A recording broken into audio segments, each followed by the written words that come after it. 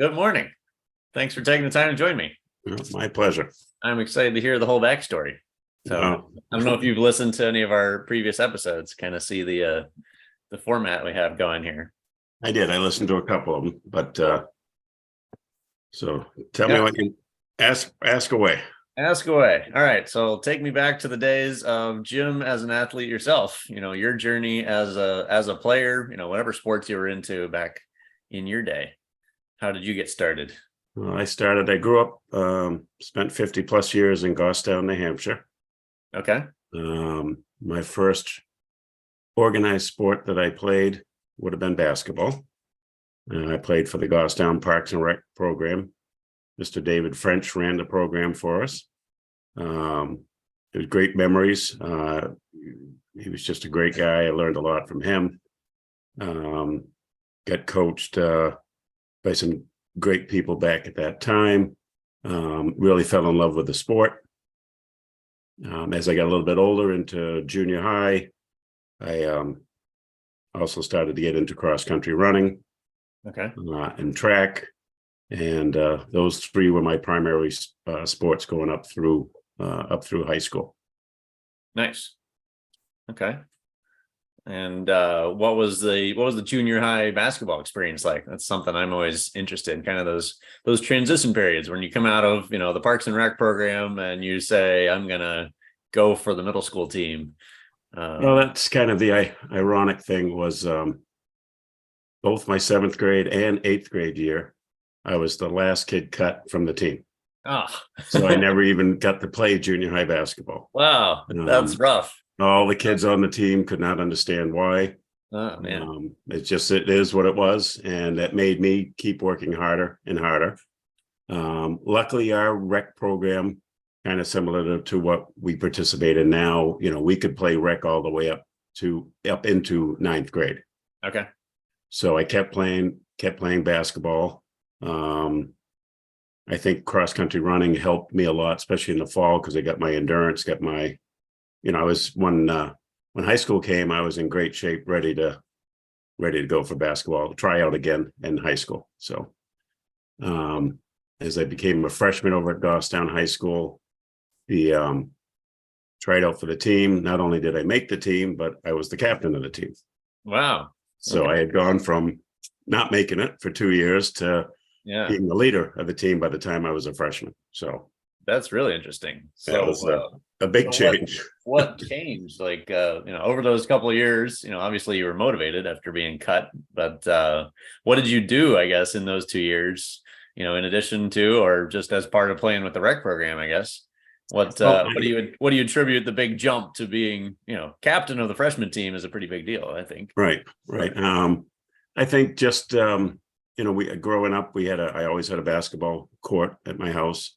I kept playing harder, longer. The kids that made the team, I was friends with all of them. We probably played that summer going into my freshman year.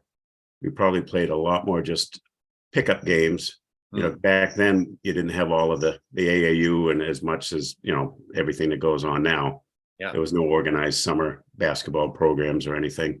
Mm-hmm. But I just remember that summer going into it, we got together 2 or 3 times a week and you didn't have coaches coach, you just went out and played. We played a lot of basketball, whether in my yard or downtown and at the courts or whatever. We played a lot. That's great.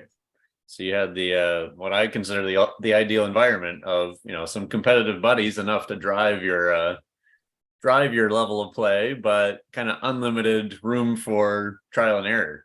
Correct. Right. That's really where I've seen a lot of players make progress. Right. And you're right. And you're having fun and not getting yelled at and, Right. Yeah. I mean, I think people have gotten off track where they attribute, like everybody back in our day, like I did similar thing, was playing out in the park, like playing with older guys, like learning my first swear words from the guys at the outdoor courts. Yeah. But, people now attribute, volume of play was the thing. Like we played a lot in the park. So if we play a lot of AAU games, hopefully we'll get the same. But I keep looking at it as, it's completely different environment because the pressure to win is so high that you're not allowed to make any mistakes or do any trial and errors. So you kind of get stagnated. Like I'm just defaulting to the habits I'm really certain of, and I'm going to stay here, maybe for 2 or 3 years because I'm always in a tournament, always trying to win. Right. Instead of like, hey, it's my buddies, my buddies are going to hold me accountable. Like, hey, you jerk, you just shot an air ball when we could have worked and got a lap and won the game. Right. Right. That's all you need to drive it. And then you're free to trial and error and, improvise. And so that's really cool. That's actually a great story. I don't think I've heard anybody go from, being cut both years in middle school to captain of the freshman team. Right. And, Yeah. playing rec and playing with your friends is kind of what you use to make that jump. That's pretty cool. Yes. Yeah. Awesome. Yeah. Loved it. It was fun. Yeah, sounds like fun. So then what was the rest of your high school career like? So sophomore year played, Goffstown, of course, being a bigger school, we had a freshman program, a JV program, and a varsity program. So sophomore year was captain of the JV team. Nice. Junior and senior year, I ended up doing, because I was excelling in long distance running and track, I ended up going into winter track. Okay. So I actually did not play my last 2 years of high school. Wow. I excelled in running at that point. Athlete. Yeah. But yeah. Interesting. So, but always kept playing always kept a basketball in my hand, and always loved it. That's why I'm still at it, 40 years later. Where did you go to get your basketball fix, I guess, while you were focused on track, for the organized side? Like, were you still just playing with a group of friends, Well, so what I was able to do is, because track, it was actually Goffstown, we had just started to win a track program. My junior year, I was literally the only kid on the team. Oh, wow. Okay. So my practicing and being a long distance runner, I would just go out and do my own thing. The coach would give me a little what to do, and I'd go do my own thing and then come back. And I actually worked out a lot during my junior and senior year with the basketball team. The coach knew me, loved me, and I got to practice with the kids and keep playing. I just wasn't, officially on the team. So okay, gotcha. So you were kind of in the practice player mode. You were doing all the training, but none of the games. Right. Exactly. Okay. And keeping in touch with your friends, and having fun, because again, it was still fun for me, Right. So. No, I think that's always a huge part of it. Like having your basketball buddies that you can go hang out with. Like, right. I still do that with the the dads up in Dover. I've been going on Wednesday morning to go play pickup with some. There you go. Some dads my age, and it's still just the same idea. It's fun. Mm-hmm. All right, cool. So then you got through senior year running track, and what did you do after your high school? I went up to Plymouth State for a little bit. I played intramural basketball there. Ran cross country over there. Ended up just going for a year up there. It wasn't my thing. I wasn't ready to go to college at that time. So then I ended up joining the workforce at that point. Okay. Moved back to Goffstown. Always stayed in touch with Mr. French. He was still running the rec program at that time. Okay. And I think I graduated in 85. By 92, he approached me and asked if I would be interested in coaching. Okay. So at that point, I was 24, 25 years old, and started my career in coaching at that point. That's great. So, yeah. Cool. My first year coaching, he had me with the 7-8 grade boys team, rec team. Okay. And as that first year came up, he had me do that. And then he asked me also, first year coaching, to take on the travel team also. Okay. So my first year coaching, I was doing a 7-8 rec team. Our rec program in Goffstown, we had so many kids that it was all in-house. I think there was 6 teams, and we just kept playing each other. That was our league. We didn't play other towns or anything. But then the travel team was where we played Nashua's, we played Hudson's, Manchester, that we played a lot of big programs. Yeah. And that was an experience, sure. Being 24, 25 years old, doing a travel team, first time coaching, and playing these huge programs too, so. No, you really jumped in with both feet. He threw me right into the wolves right off the bat. Yes. That's great. That's actually similar to how I started, the same age group. Like when I graduated high school, I was actually younger because I was, I remember the oldest player on the middle school team was exactly 4 years younger than me. So I was like 17, just graduated high school, Yeah. and started that fall coaching the middle school team, Wow. and yeah, got thrown in the fire and loved it. There you So go. Yeah. yeah, that's great. Um, and what kind of work were you doing right out of college? You said you joined the workforce. What did you get into there? I got right into, I was a salesman for 26 years. Okay. Got right into sales. Covered most of Vermont when I first started. New Hampshire, as I got more seniority, covered more of just southern New Hampshire. Okay. I sold building supply materials, windows, doors, roofing, siding. We sold only wholesale, so I drive around to contractors, to established contractors, and then to just cold call on people. If I'd see someone on the side of the road putting in windows, I'd pull over and get out of the car and go talk to the guy. Yeah. Try to get his business. So it was being a coach there too, I guess. Right. Yeah. So. I think the salesmanship and the team captain aspect, I think all that kind of goes together. It's like you're willing to take the initiative and talk to people. That's cool. Right. Yeah. So in my mind, that salesman role kind of allows you some flexibility too. So is that what allowed you to be able to step into the coaching hours? I'm sure with the rec team and the travel team, you had a lot of coaching going on. So what was that? But, with rec and with and even the travel team, it's all at night. So it's not like doing the school team where you have to be there, right? 2:30 or 3 or whatever. So it allowed me to still work a full day, but then I could coach at night. But I did have the flexibility. If I had a conflict, they would work with me. So no, that's awesome. Yeah. All right. So then I always like to take the, how it started and how it's going. So like catch me up from that first year of, 7/8 rec and travel team to now. What were kind of the milestones along the way of the coaching career? Well, I mean, obviously the first year doing it, rec is rec. It was all in-house. Everybody knew everybody. It was all just kind of a fun league, and everyone just had fun. The travel program, my first year getting into that type of coaching, it was definitely a learning curve, and just being young, I was still trying to soak that all in. We took a beating from all of these big programs. It was, I think, our first year doing a travel program too, so we weren't established, so it was a learning experience. But over the course of, I think I coached in Goffstown for a good 10 years. I always did a 7/8 in-house program for Mr. French, and then I did the travel program. Definitely got more of that coaching bug and learning. Somewhere early turn of the century here, I started doing some middle school basketball.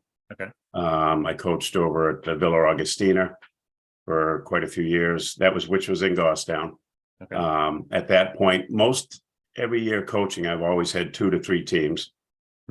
Always did a rec team, a travel team, or the school team. As I got over to the Villa, took over the booster club responsibility. When we got over there, we went from all they had was cheerleading and basketball to we put it together a cross country team, a track team. We put together soccer teams. So we grew that program over there. Nice. And then from there, I went over the Villa August. Once my son graduated from 8th grade, he went over to St. Joseph's in Manchester. So I followed over there. They were looking for a coach. So I ended up coaching over at St. Joe's for 4 or 5 years. Okay. Even after he was gone, when he went into high school. And then the last 7 years, I've been over at coaching over in Raymond. We started over there. So, so all along the way, even this year, my first year doing high school basketball. This past year, sorry, which wasn't the plan originally. I was going to be Jared's assistant coach for the varsity team this past year up here in Raymond. And then literally 2 weeks before tryouts, we're at Jared and I are at an AAU practice over in Derry for the New England Storm. And he says, what do you think about coaching the high school team? And I kind of looked at him and says, what are you talking about? Because literally 2 days before we were scheming everything, this is what we're going to do, this is what we're going to do. And so that's when he told me that he had been had the opportunity to apply at Londonderry. Okay. And he's from Raymond, had just moved back to Raymond, just bought a house there, and was planning on being in Raymond for a long time. Right. And but I told him, I said, you can't pass up an opportunity like Division I, Londonderry, versus Division III, Raymond. Yeah. So he looked right at me and he said, I wouldn't offer this job anyway. He said, you're ready. He said, the kids know you, you know them. Mm-hmm. He said, you'll do fine. So literally 2 weeks before, here I am now figuring out what the heck to do, because I've gone from junior high to now, a much bigger format, Right. So, junior high to assistant varsity to suddenly the head honcho of the whole Raymond program. That's a big change very fast there. Right. And I never got to be assistant either. So it was like almost assistant. Right, almost assistant. So yeah. Wow. So it was I quick. I didn't know what that timeline looked like. I knew how many years had Jared been there? Was he there 1 year? No, if he had been there last year, that would have been 5, I believe. 4. 5. All right. I'm always behind on my timeline there. Yeah. But he was living in Manchester, and literally just that summer bought a house in Raymond to move back, because that's where he's from. Right. Yeah. So does he still live in Raymond, or did he? Oh yeah. He's still I don't think he's going anywhere. He's still in Raymond. So all right. Cool. So that was quite a quick turnaround to be the varsity coach. Yeah, that's cool. So tell me some about your journey as a parent. Now, you mentioned your son. I guess he was going to tell me the name again. Is Villa Augustina? All right. So I have 2 boys. 2 boys. Okay. Edward Gallagher and James Gallagher. Edward was my oldest. He wasn't the athlete in the family. He was more of the smarts and the books and all that. My younger son, James, they're 6 years apart. He was more of the competitive one. He kind of followed my footsteps, loved to run and loved basketball. Okay. He loved any sport, actually, to start. He played soccer, he did football, but he fell in love with basketball and running. Yeah. So he started, both my boys played Parks and Rec in Goffstown, where I was, where I started my career. Yeah. So I watched them, I coached them. Then as like 9th grade, my older son Edward didn't, he had enough. He was done with basketball. But James kept playing up through. He played for the Villa Augustina team. He played for me there. 6th grade, 7th grade, 8th grade. They all played for the school, the school team. Yeah. Plus he played Parks and Rec for us too, and that sort of thing. And then, like I said, from there, he went over to St. Joe's. It was kind of I was coaching at St. Joe's when he was in 7th and 8th grade, and still coaching over at the Villa Augustina. Okay. So he actually played on both school teams. He did. His 7th and 8th grade. You were coaching 2 school teams, which is the Villa Augustina was it was, to me, I mean, we played in a school league, but it was more of just trying to pick up games, because we were such a small school. We weren't even part of any of the divisions. Sure. So we played, it was kind of like our travel team from, the RYBA and that sort of thing. And then every year I would pick up 6 to 8 to 10 school games. Like would play South Meadow, would play Hooksett. I'd always pick up some games somewhere from somebody. So he played, he played both. So he'd have a basketball season of about 30 games plus. Yeah. Easy. Right. So, that's a lot for both of you. Yes. Yeah. Managing 2 school teams in tandem. Wow. And I'm not familiar with St. Joseph's. Is that only up to middle school? St. Joseph's was it still is the Catholic school in Manchester. Yeah. Okay. They're 5th. I think they're 5th, 6th, 7th, and 8th. Okay. They're very competitive. They've always been known for their basketball. Very, they get a good draw for their basketball program. For a very small enrollment, they always have an A and a B team. Being a Catholic school, we always also play in a CYO league too. Yeah. I don't know how many years they've gone to New England's in the CYO league. They've always had a very strong. Nice. There's a couple players. There's one player that my son played with. He's now currently on the roster for the Lakers. Oh, wow. That's cool. There's another one that actually coached over at Central. Another one that played baseball for the minor league program for the Red Sox. So they had a lot of athletes that would go through that through that school. So that's cool. Yeah. So yeah, that was definitely a level up competitively for you coaching. Oh, yeah. Yes. Yeah. Yes, it was. Yeah. So you got some good reps there on the coaching front. Yes. Saw some good kids. Yes. Yeah. That's cool. So then I guess continue with James' story. Like, what was his high school years like? Did he do basketball through high school? He went to Trinity as a freshman. Okay. Played over at he played on the freshman team over there.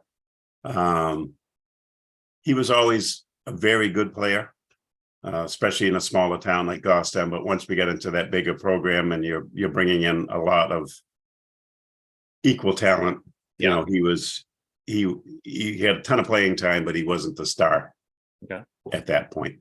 So after his freshman year, he transferred back to Goffstown to finish his high school over at Goffstown High School. Okay. And he played over there, I think, for his last 3 years over there. Okay. So cool. Yeah. And what's he up to now? He is living in Florida, just moved back. He is in sales. He actually is works for I'm thinking of the wrong name here. I can't think of the name of the outfit he worked for, but he's a recruiter now. Okay. For colleges. So he recruits all sports, basketball, any sport you can think of, and talks to the parents, talks to the potential college athlete. Okay.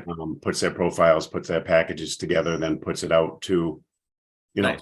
To the colleges and that sort of thing. Like the college version of an agent, kind of connecting the athlete to the right school, kind of thing. Correct. Exactly. Very exactly. Cool. Yep. Yeah. No, that's great. So he's still involved in sports. Yeah. Oh, that's awesome. Yeah. So sounds like you guys had a fun run together too. Like we did. Yeah. He actually coaching him on multiple teams all the way up until he reached high school. It's great. And then when he was out of high school, for a couple of years, actually, him and I coached together. Oh, cool. So we got to coach together too, which was fun. That's great. That's always fun. So 2 questions I always like to ask on the parenting front. Like, what do you think worked well for you as a parent? Like, just, I guess, specifically with James or both boys when they were younger, like, what do you think, what did you do, or how did you kind of look at their trajectory, their path, their journey as players? And like, what did you find that worked well for you? Well, again, with Edward, the little bit that he did play, I knew, being someone that had done this for a while, I knew his path wasn't sports. So I never pushed him. I wanted him to have fun. He played rec ball, played with his friends. He had fun, that sort of thing. With James, I knew he was much more aggressive, wanted to play as he kept getting older. He still plays in men's leagues now. And that's whatever he can get together in a league, he'll get together. Yeah. So with him, I was always a little bit tougher on him. I always stressed to him, because all the way from 4th, 5th, 6th, 3rd grade up, all the way up on our rec teams, and even over at the Villa, he was always probably our best player on the team. Yeah. And I would always say to him before the season started, during the season, that I'm going to have to be a little bit tougher on you, because if the kids see me giving you any leniency, then they're going to follow suit. Sure. But I never, on a basketball court, I never had, and off the basketball court, never had any issue with him. I think he understood that role. Him and I really had a strong bond over basketball, because I was the type, I could go sit in the gym all day long and watch games. Yeah. I always like to watch coaches. I always like to pick up things. Every year you learn something new. You're trying to new little techniques or this or that, or I like watching the players. If I know we're playing someone down the road and I haven't seen them, and he used to love to just come with me and watch the same thing. Kind of scouting and kind of watching his competition to be for the next game or whatever. Yeah. So we just always had that tight bond, especially over basketball. So yeah. And we still do to this day over basketball. There's no doubt about that. So yeah. Oh, that's awesome. Yeah. And then the flip side question is, what has not worked well for you? Like, what did you come across that was like, probably could have done without that, or, could have done it a different way, kind of thing? As far as with the boys or with just from your, you were parent coach combo, I guess, all along, but with Edward, sometimes I think if I maybe try to push him a little bit, but I honestly it wasn't his thing. It's just in sports to this day, I don't think really is still his thing. Sure. James, maybe sometimes I pushed him a little too much. Maybe we didn't do other things that we should have done, fishing or something. We were always going, towards somewhere. I mean, at his age, that's when we got into AAU too. So, we were doing the winter season and then we were doing summer. When he was in AAU, we were doing spring for AAU, and then I always did a summer team together over at in Derry. We always put a team together over there. Yep. So, we didn't get a chance to do anything else but basketball. So, there's a lot of other things in life I've learned over these years than just basketball. So, sure. That's probably one thing I regret there, so. Yeah. How was the AAU experience for him, and from your perspective, I guess, back in that time frame? Well, when we first got involved with AAU, he was in 5th or 6th grade.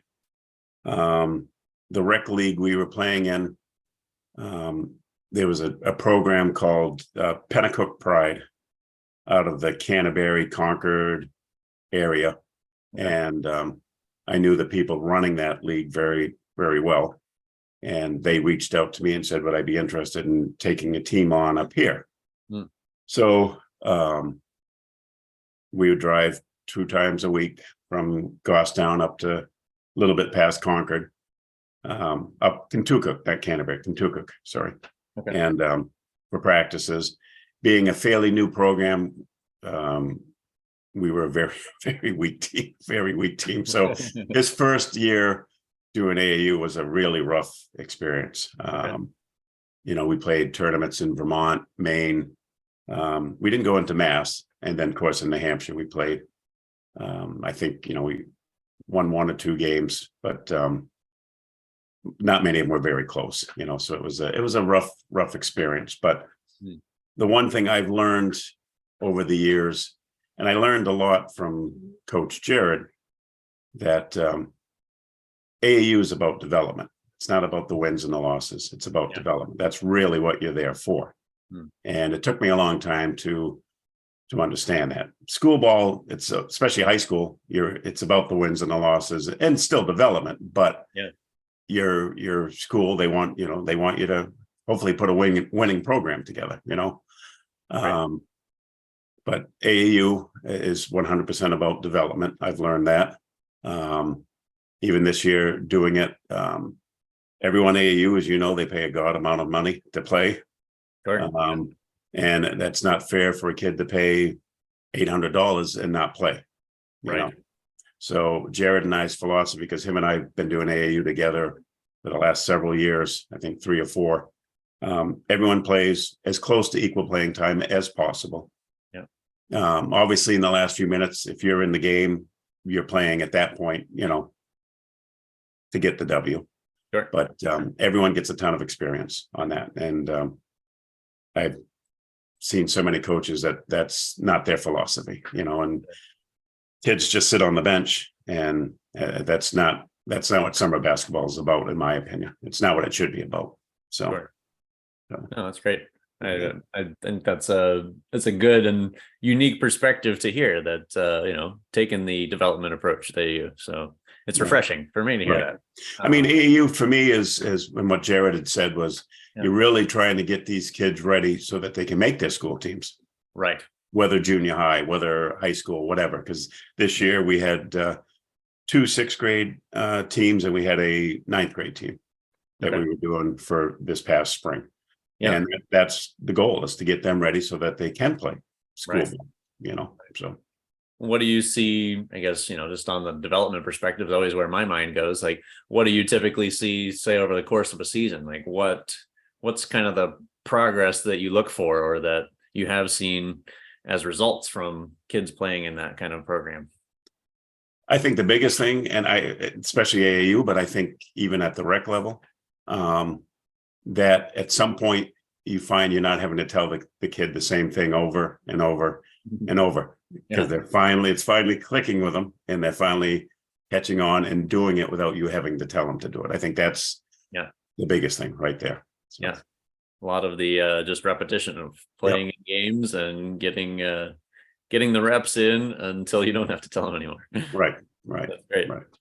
And what's your approach to practice? I guess, my perspective, AU practices typically like 2 days a week before, each tournament kind of thing. Like what's been your approach, or, what's been the most successful for you running practices for the AAU teams? So for AAU, the New England Storm, the way they have it organized, we do, every team gets together twice a week. Yep. One night is your team's practice time. So you'd have one of the courts and dairy to yourself. Yep. The second night is, let's say they'll bring all the 6th grade teams together on one court. Excuse me, maybe all the 7th, 8th, 9th, whatever. They bring everyone together different nights of the week, and they do a skills and drills. Okay. Thing. So normally for the skills and drills, they have a couple guys that come down and run that. So we're kind of off to the side. They're running it, and then we'll get out there and make sure they're doing it the way that they were just shown properly. So the skills and drills, obviously, is a ton of ball handling, shooting form, moving without the ball, all those, that sort of thing. Sure. Then our practices, like I said, I've been doing this with Jared for 3 or 4 years. And the AAU, I'm kind of his assistant, so I follow his role. Yeah. He comes in, same thing as I would do with the school, any school team or even a rec team. You come in with a game plan, try not to have a ton of downtime.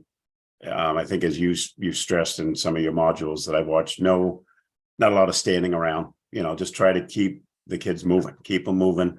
In AAU, we do just a few plays. It's just more about them moving and that sort of thing. You're not trying to throw 10 plays at them or anything like that. It's keep the kids moving. The basic concept. If you have a team of horses, we do a lot of fast breaking. You do a lot of different things. You try to tell them how to get down the court properly, where to set up. If a guy's driving, you get a couple guys down low so that he can kick out if he needs to. Have people in the right places, that sort of thing. So yeah, no, I think that's great. I Yeah. think the more you can do to keep all players engaged and active in a practice time, the better, for sure. Right. I always hold my head in my hands when I see the 10 players sitting on the baseline while 5 players are running the 5-on-0 offense, and 3 coaches are watching. Right. And there's 6 baskets and 12 balls, in the gym that are not being used. I was like, I was just gonna say that. Yeah, and then we hear the complaints from rec coaches often. We don't have enough gym time. We don't get enough practice. I'm like, Right. What are we doing with our practice time here? Like, we got some leverage abilities available. So that's great. I'm glad to hear that. I'd love to hear my favorite question on any of our stuff. You even heard me ask this of the players at the camp a couple of times, but just looking at the coaching course, you just mentioned you went through the modules. So I'd love to hear from you. Like, what was the most useful thing that you got from going through the course? I would say, I like how you have things broken down into, let's say you have, like when you came to our camp and, you had an hour and a half time for each group. So you have, X amount of time to do this, X amount of time to do that. Just being organized. I've always been very organized, but I like seeing different ways. And, and picking parts like that that I can throw into my repertoire. Sure. Like I said, I've been a huge one on just watching, listening, and learning. Yeah. That, that sort of thing. Because one thing that several years ago when I first met Jared, and he'd come to our rec practices or the junior high practices, and he'd watch because he was scoping to see the talent coming up, through the ranks. And he made a comment to me about old coaches, if they don't change, they're going to be gone, or their program's not going to grow. Yeah. And he wasn't personally implying it to me, but it made me open up my eyes to see that there are different ways to do things, and ways to you got to grow, because obviously this game changes almost yearly. There's different things. Yeah. And a little quick excuse me, side note, probably 4 years ago, I was having a practice over in the Candia gym, and I'm sure you've been in there. Off to the side, they have that football field, soccer field, whatever they use it for inside there. Right. And my nephew was there with his son for football, and I didn't know he was there. Okay. And I guess he came out and he was recording my practice a little bit, and he's very close with my son, and he kind of sent it to my son, James, and James and I talked a couple of days later, and he's like, "You're still doing the same drills that you did with me 10 years ago?" And I was like, "Oh boy." I was like, "It's time to grow a little bit." Yeah. So. No, I think there's really a lot to that. The question I typically ask coaches, which I think is still applicable to you, I usually ask high school coaches that have been with a program for several years, and how do you keep it fresh, and how do you evolve and adapt each year? And so yeah, I guess for you, what is your approach to trying to, I guess, two sides of this. One is just evolve your own knowledge base and what drills you're using and so forth, like you're talking about. The other side is how do you adapt the kind of the dilemma I see is the big kind of core philosophy and system you have of say offense or defense, compared to adapting to this year's personnel. We got to change to make this work this year. Well, I would think about or approach that. I would say first, as far as keeping it fresh, every practice, even over the summer, every practice I try to throw a different drill in. So we don't do the same drill every single practice. Everything. We might this week do these drills. Next practice, do something different. So you're always trying to do, throw something different in, so they're not always just doing the same thing. Yeah. I literally am constantly always downloading, always researching, looking, picking up new ideas. Last year I saw a passing drill that I loved, and I implemented it with the high school team, and they liked it, and it seemed to work well. And we were doing it as a pregame warm up at a game in Winnisquam last winter, and the coach is like, "I got to steal this from me." He said, "I love this passing drill." So it's just I'm constantly trying to see different things, learn, and we try some things, and if it doesn't work, then we don't do it. Then we go to something different. Yeah. And then, like you said, you have to apply that to the personnel, like you have. Like last year, my first year for a varsity program, we had 6 sophomores and 1 freshman on a varsity team. So we were very young. Yeah. We knew it was going to be a tough season. So my approach this year, and I've already told them during the summer, that if you make the team this year, my first year jitters are gone. It's gonna be a lot tougher this year. And I've told everyone, if you can't play defense, you can't play basketball. Yeah. That's going to be a huge focus for us. I want people to know that you're not going to score easily on Raymond. They're going to earn their points if they're going to score from us. Yeah. So it's just, and then the other thing that I've learned a little bit through this was I kind of was always, okay, we're going to play man to man, and we just played man to man. But at this upper level, you need to mix things up. you can't the whole game just do 5 out. You can't the whole game just do man to man. At some points, throw in some zone, throw in a press for a little bit, take it off, you've got to mix it up to keep the other team guessing at what you're doing. So that was something I've never really been involved with before. We came in with a game plan, and that's what we stuck with pretty much the whole season. So that'll be different. Yeah. Having some different rhythms to show at them. Right. Throw at them is really how I've come to think about that. Like, right. Man to man's great, but suddenly you have a dynamite scoring team, like throwing a zone in them, slowing the game down, and giving them something to think about, like you said. Yeah. That's great. I'd like to ask a follow-up question just based on what you're talking about, like, researching, downloading, finding new drills all the time. Like, how do you think about, or what do you have as like a filter to say, like, yeah, I like this drill, but it doesn't fit with, everything else we're doing. Like this would be a contradiction of what I normally teach. And so, I gotta set that one aside to just prevent like the dilemma contradiction in my players' heads. Might be a fun drill, but I'm gonna pass on that one. I honestly would say if, let's say in a week, I've looked at 5, 6, 7 different things, and it's just an average. Some weeks I might look at 2, some weeks I might look at 10, but I would probably say, let's say if I look at 5, it might only be one thing I might take that I might use. So I look at a ton of stuff that I just not going to fit for what I want to do. So I do, I don't want to say I'm picky, but I just, obviously if it's on here, it's working for somebody, but it just might not be something I think that's going to work for Raymond, so I'm very picky, choose on what I do. And so that's kind of how I just filter through. And then, like I said, there's some things I'll take and we'll try it, and no, we kind of scrap it, and we go on to the next thing. So sure.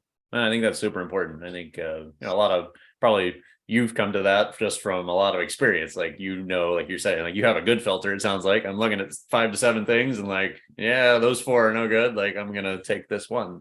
I see a lot of, younger coaches or, just volunteer rec parents are like, I'm going to pull these 7 disparate things together and I'm going to run all of them. And now my players are being yo-yoed. Like, in this drill, this is the right thing, but in this drill, the same thing is the wrong thing to do in order to make the drill work. And that irritates me a lot. It's kind of a pet peeve of mine, where the kids' brains are being yo-yoed all around, and you wonder why they're not able to function in the game. It's like they have 4 different ideas of what could be the right thing to do in the game situation.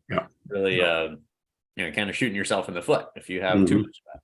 And one coach of kind of mentor of mine named Ron Ecker really got me onto the idea of like trimming the tree every year. Like, you're constantly accumulating more and more things, and you need to take a look every year. It's like, okay, I do like this, but it doesn't fit, and so I'm gonna trim that branch off the tree in order to keep everything like in that channel where it makes sense, and really has a kind of cohesive system approach to it where the players can make sense of everything fitting together. I think exactly. So kind of looking at your new role as the high school coach, how's your perspective on, some people call it the continuity, or I call it the integration, kind of from the rec, the youngest level of rec up to the high school? Like, what's your vision or your approach to trying to keep the, again, cohesive system, philosophy, terminology kind of filtering down so that, the kids and the other coaches involved are kind of working in the Raymond system that's going to come out with kids getting to high school with hopefully a platform that you can build on instead of starting from scratch. Right. I mean, I think as for many years, I've been heavily involved now in the rec program for Raymond. When I started there 7 years ago, I did a 3rd and 4th grade team for Sean, and then a 7th. That was always my stipulation. I have to have an older boys team. I said, but if you need help somewhere else, I'll do that too. So, I started off day one with Sean, 2 teams, right off the bat. And And then I've always tried to, I think my second year into it, I started getting a core group of who now would be sophomores. They were going into 5th or 6th grade, into little tournaments. So, I had a group of 9 or 10 kids that, besides the league we were playing in or wherever we were going, I'd go into, a tournament here or there, or pick up a game against bowl, or pick up a game against, tougher competition, just so they can see what it's about. And then over the last few years, and as you saw this year, still heavily involved with, like this past summer, we had 6 rec teams playing in over at the New England Sports Center in Derry. Yep. So, I'm involved with all of those. We had first year 3 girls teams going also. Nice. I try to go to practices when I can, especially for the boys, to work with them. A lot of these boys I've personally coached before, Tyler Richards, Caleb Carr, those guys, those boys. So I stay in touch with all of those guys, and a lot of them have older brothers that I'm working with now, and the coaches, I've known them all. I send email. We're always in contact with each other about questions or this or that. In the October, like we did last year, we'll do Friday. I don't know if we'll do Friday nights this year, but we'll pick a night where we do kind of just the skills and drills, try to get the kids geared up for when basketball starts in November. Yeah. And, I'll be on hands running that with whatever coaches want to help me, and working with the kids.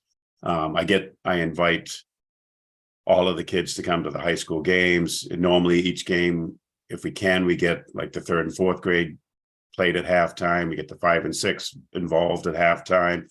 We get them involved in that sort of thing.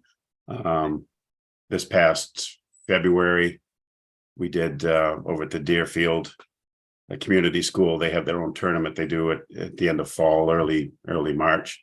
Yeah. And I did it last year. We had a great time. We had a 3rd and 4th grade team. This year we did a 3rd and 4th and a 5th and 6th. And, I put my time in, and I coached both those teams in those tournaments. And so, I'm trying to work with those kids and stay in touch as much with them as I can, so they know who I am. The coaches know kind of what we want to work on, right, and just stay in touch with them through the off season or whatever, Yeah.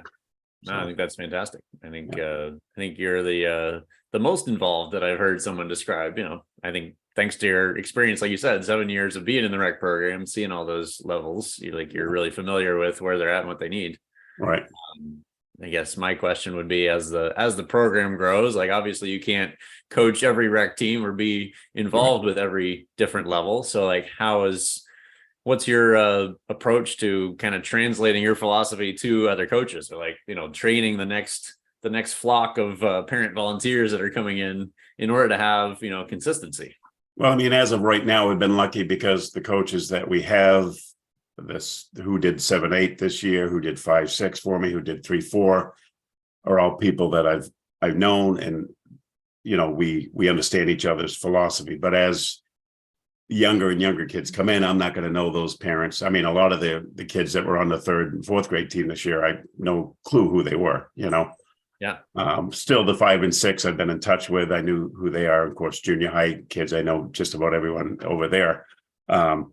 So I think it's just getting the right person to lead that team. But I think I talked to you a little bit, my goal is hopefully this November, just before we start, getting maybe you or getting someone that can come in and talk. And then I would like to have our coaches do that 4-module program that, I took through you. Yeah. Get them involved in that. Yeah.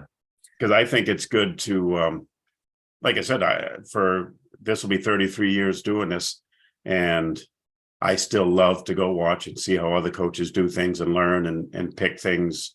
I don't want to say pick apart, but see things that are good and see things that I don't want to do, Right. And so it's all about learning from other people. So, yeah. No, I think that's great. It's certainly where my mind has turned in the last couple of years is like clearly, the volunteer parent coaches is the biggest pool of impact that we Right. have in, Yeah. really arguably across all age groups. Like Right. take third to eighth grade and how many kids are playing in that rec level and Yeah. how much impact each parent coach has. Like if we could just make them a little bit more comfortable and confident and capable of coaching practice really well, then your pyramid of Raymond suddenly becomes a huge base of talented kids moving up to high school, so that Right. hopefully you're getting past of varsity team is 6 sophomores and a freshman and we're kind of starting from scratch, right? Right. No Right. coach wants to be Exactly. there any longer than you have to, and so Right. building that base, I think, has to come with better lower level beginner player coaches, and training them to be really good at coaching practice appropriate for that age group so that those kids have a great time and keep progressing. And I think the other part of that, I 100% agree with that. The other part of that too, though, is to have the people with the right personality, because you don't Yes. want a yeller and a screamer. You don't want to turn these kids off. I hate when I hear parents say, he's not playing anymore because of a coach, Yeah. or this or that. That it just kills me when I hear that, because that's not a reason why, every kid should have a chance to play. I mean, some kids, as you know, are only always going to be rec players, and there's nothing wrong with that, Right. But I want them to have fun, Yeah. No, and I think as I tell the kids, when you get up to a school team, that's the next level. It is more serious. And when you get up to high school, it's another whole level, Right. We just had our last little get together workout on Thursday for summer for the high school team. And it's what I told the freshmen that were there, that, even last year on your school team, they had a philosophy, everybody played, and I'm like, that's not going to happen in high school. I'm Right. like, I had 3 or 4 guys last year, a couple games that never saw the floor. Sure. And that's just the way it is. And it's you got to show up, Yeah. you got to work hard, you got to put the time and effort in, Right. So No, I think you're really right about the selective process, though. Like right. we had, even in Nottingham, we've had some coaches that we didn't realize it soon enough. They Right. were not a great personality for especially coaching the girls. Like our girls program, like constant trying to get that kind of restarted in a way, because we had a couple of years where the girls that were available had a bad experience, and now there's like no girls playing basketball past 5th grade, and Yeah. nothing can hurt your program more, I think, than having that bad experience. Whereas like, yeah, we tried basketball, the experience was terrible, mostly because the coach, and now we're Right. turned off and not trying anymore. And, Now you don't have that's any of those kids grooming for the high school or for the school, yeah, exactly. whatever. And it's So, just sad to me, like, kind of like you were talking about with your son. Like, I want everybody to have like the lifetime experience of playing basketball. It's like, Right. Until I'm 80 years old, I hope to go play pickup with my buddies. And like, I don't want somebody to be, cut off at, 5th, 6th, 7th grade because Right. they had a bad experience, when, Right. it could really be a lifetime of enjoyment. Right. So yeah, I think that's really key to have, criteria, what you're looking for those volunteer coaches, and then Yes. Yeah. making sure they're set up for success so that they feel like they know what they're doing and can have the best impact. Right. Right. Um, Amen. Amen. All right. More big meta view question for you. If we were having this conversation again 3 years from now and you're looking back at today, what would you have accomplished in those 3 years to feel satisfied with your progress? As far as the high school level, put a winning product out on the floor. But even more important to that, to see those young men as they're moving through become successful. Hopefully go to college, or have a strong career or trade, whatever they want to do, but become good citizens, just enjoy their experience, stay in touch with them. And hopefully I've rubbed off on them the right, in a positive way, that's my goal. That's great. I love, when I see someone that I haven't seen in years, and, hey, hey, coach, and they still call you coach. It's just, and they're, I ran into someone a couple of years ago I hadn't seen in 10, 12 years. And he had his little son with him. Right. And he introduced me to his son. And this is coach. He coached me back. And, that's a good feeling. That's a great feeling. So that's awesome. Yeah. So kind of two aspects there then, the long-term success as humans, as young men, and then the winning product on the floor. So you could take either or both of those. Next question is, what's the danger or the obstacle that's going to stop you from achieving that?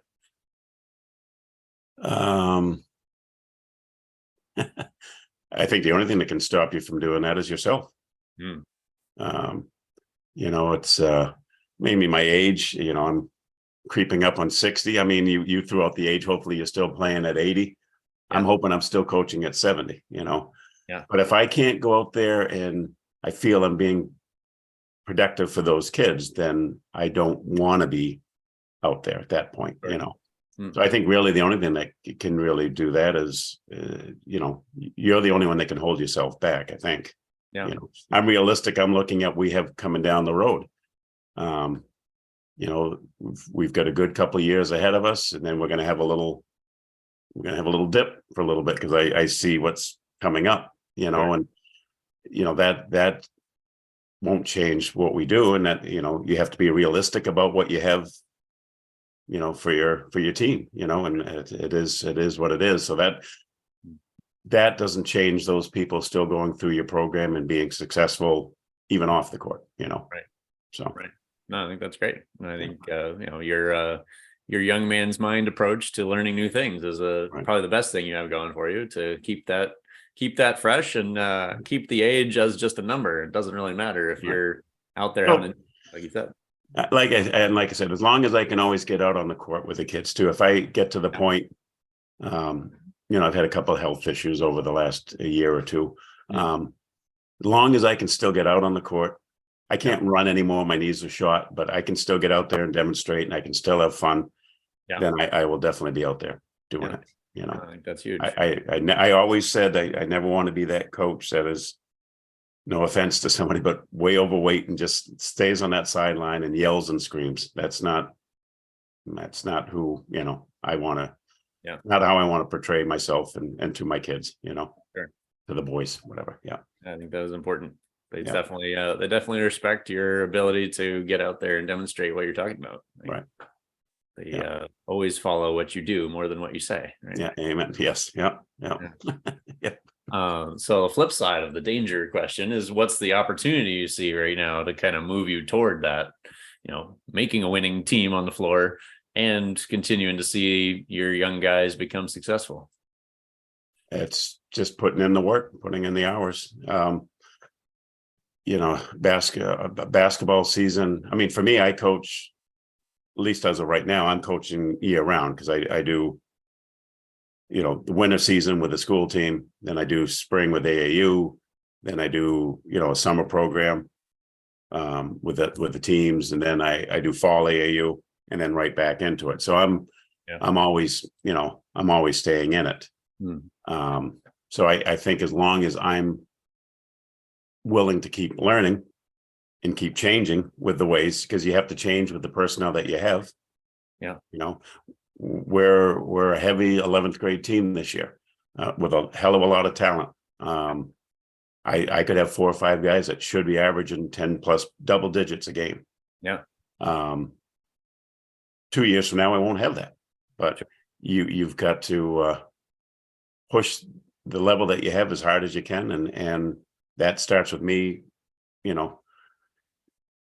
when I'm home, picking up a tablet and doing a little research on the side and doing that, and surrounding it's like I have a great assistant coach, Julian. I mean, his knowledge, he's been involved for years in basketball. I've always been the philosophy that, I got to, like I said, learn from others, and I take his advice, and this year I think I need to implement them even more, because last year, the first year, I'm trying to feel everything out, at that high school level. Because even though I'd been coaching for 32 years, I've never done it at that level, at that pace. Everything moves faster, quicker. the boys are bigger. Next thing I know, we're playing games where I got a 6-footer guarding 6'8" kids. It's like it's like Jesus. So just utilizing the people around you. No, that's always an opportunity, is how you leverage the other people's strengths, especially your assistants, because and I stay heavy contact with Coach Jared, and we talk all the time. So that's great. We bounce things off each other all the time. So yeah. All right. Last question there is, what's your biggest strength that you can leverage toward, increasing your odds of having a winning product on the floor? I think my attitude, the way I approach the kids. I try to be firm but listen. I kind of told the kids last year, and it still will be the philosophy this year, but maybe rein it in a little bit more, that it's not a dictatorship. It's we're a team. And I'm part of that team. They're part of the team, and I'll listen to anybody. And take it. Doesn't mean I'm going to do it, but I'll at least listen. Because of course every 10th grader, every 11th grader or senior has the answers to how we're going to win everything. But you have to be realistic too. So I think a positive thing for me is I'm a listener. I try to be positive. Yeah. And I think I'm approachable. I think that's, it's worked for me over the years. And, I'm not going to change those things of me. I don't think so. Yeah. I want to just highlight that, because I think that's huge. The attitude, intentionally not being a dictator and being willing to listen, and then being willing to allow players to feel they have input in what's going on. Right. There's nothing better. Everybody talks about buy-in, but if you put out this big ideal and then you're a dictator about trying to get there, you're not going to have any kind of buy-in. It's like getting the players engaged and like getting them to understand and simplify things to where they really feel like they understand at a deep level what you want, what you need, so that you don't have to be a dictator anymore. And they're implementing what you as a team have kind of decided on together and had some input in. I think it's great. And I think the key thing is, and I've told them, there's a time and a place to do it. So you can't disrupt a practice to all of a sudden try to, there's a water break or something. That's when you come over. There's a time to do it, and that sort of thing. So, yeah, no, I think, anytime you can prompt them with a question, like asking for input, makes a big difference too. So that they're not, they don't feel like they have to interject all the time. It's like, yeah, I know every couple times during practice, coach is going to ask, if we're getting it, and, if we understand, if we have questions, if we have input on how we could make this better. That's huge for sure. Yeah. All right. Very last question, which I like to wrap up every podcast, is, what's your advice to parents? My advice first to the rec level is let the kids be kids and play. Just let them play. Just support them. The negativity and the stuff that I've seen over the many years of doing this, even up in Raymond, when you have to throw parents out of a gym, is just at a rec at any level is ridiculous, but especially at a rec level. My advice to parents are, in Nottingham, in Raymond, in Epping, wherever we are, there's no scouts out there watching your kid. Just let them play and just let them have fun. And the coach is going to make mistakes. I tell I'm going to make mistakes. There's it's going to happen. You learn from them, and if that volunteer is willing to give their time, then support them, and let the kids play. High school level, parents be there. I didn't have any problem my first year. I don't think Jared ever had any issue, but, just let the coaches do their thing, trust in them. I told the freshman class this year, and we talked about it last year, is once you're in high school now, you've got to start being responsible for yourself. And, if your parent has a question about your playing time or this or that, you need to address that with them. I'm not talking one-on-one with every parent at the high school level.